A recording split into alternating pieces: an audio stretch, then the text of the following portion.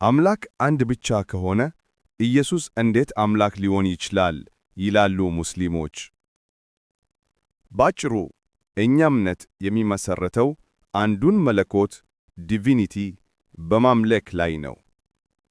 ይህ መለኮት አንድና የማይከፋፈል ነው።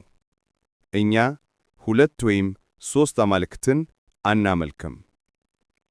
እኛ የምናመልከው አንዱን መለኮት ነው። ኢየሱስ አምላክ ነው የምንለው ያ አንድ የሆነው የመለኮት ሙላት በኢየሱስ ሰውነት በሥጋዌ ስለተገለጠ ነው። ስለዚህ እርሱን ስናመልክ ያንኑ አንዱን አምላክ እያመለክን ነው። መጽሐፍ ቅዱስ እንደገለጸው ቆላስይስ 2:9 በእርሱ የመለኮት ሙላት ሁሉ በሰውነት ተገልጦ ይኖራልና